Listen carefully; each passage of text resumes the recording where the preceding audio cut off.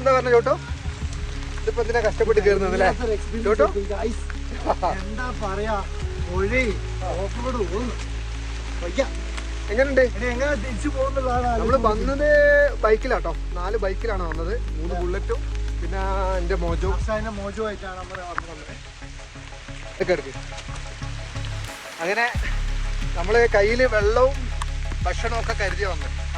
നമുക്ക് സർപ്രൈസ് ആയിട്ട് കടലമിഠായി അറിയാം, എല്ലാം വൈകുന്ന സൈഡാവുമല്ലോ. ഞാനും നല്ല സൈഡായി. അപ്പം കടലമിഠായി ഉണ്ടായിരുന്നു. കടലമിഠായിൽ ഇപ്പോൾ അഡ്ജസ്റ്റ് ചെയ്ത് ഒക്കെ റേഷനായിട്ടേ കൊടുക്കുള്ളൂ കേട്ടോ. വെള്ളമൊക്കെ ഓരോ സിപ്പായിട്ട് കൊടുക്കുള്ളൂ.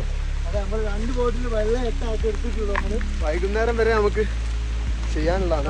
ടോട്ടൽ 9 കിലോമീറ്റർ അല്ല അങ്ങോട്ട് മാത്രം. One side 9 kilometre, 8-9 kilometre.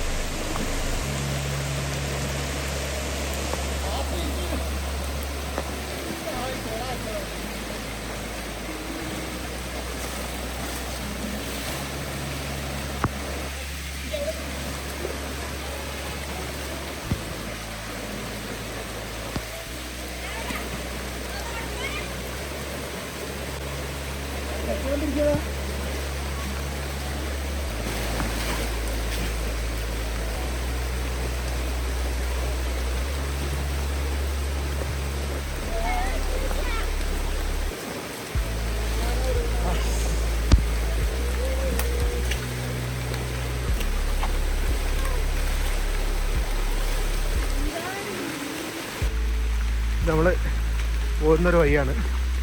2 ഭാഗവും നല്ല തിക്ക് ഫോറസ്റ്റാണ്. നല്ല മഴ ഉണ്ട്. ഈ മഴ എൻജോയ് ചെയ്യണമെങ്കിൽ ഈ സമയത്ത് തന്നെ വരണം കേട്ടോ.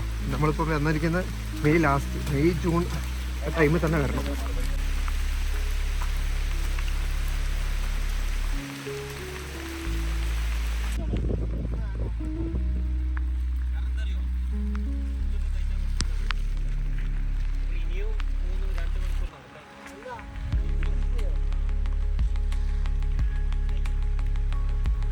ഇതിലേ ഇങ്ങനെ കയറി മുന്നോട്ട് പോകും. അതിൻ്റെ മുകളിലോട്ടാട്ടോ പോകുന്നത്. ഏകദേശം ഒരു 2-3 മണിക്കൂർ. നമ്മളെ ഗൈഡാട്ടോ അത്. പുള്ളിക്ക് കന്നഡ മാത്രമേ അറിയുള്ളൂ, നമുക്കാണെങ്കിൽ അത് അറിയില്ല. അതുകൊണ്ട് നല്ല നമ്മുടെ ടീമിലെ ഏറ്റവും സീനിയറാണ്.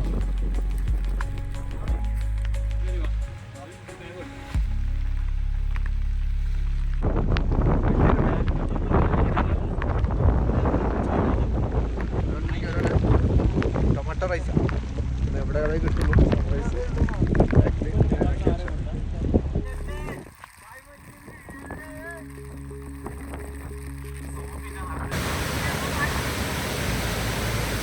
ഒരു ശബ്ദം കേൾക്കുന്നില്ല കേട്ടോ, വെറും വെള്ളത്തിൻ്റെ ചാട്ടം മാത്രമേ കേൾക്കാനുള്ളൂ. കുറച്ചൊരു വെളിച്ചുള്ള സ്ഥലത്തിട്ടോ.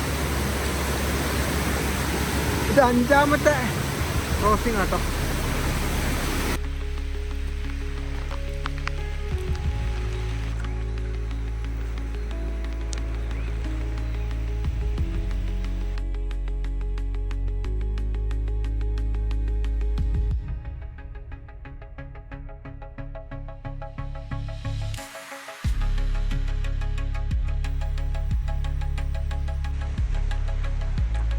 ഇവിടെ ടോട്ടൽ 9 കിലോമീറ്ററാണ് നമുക്ക് കയറാനുണ്ടായിരുന്നത്. നമ്മൾ കയറി തന്നെ 9 മണി കഴിഞ്ഞിട്ടുണ്ട്.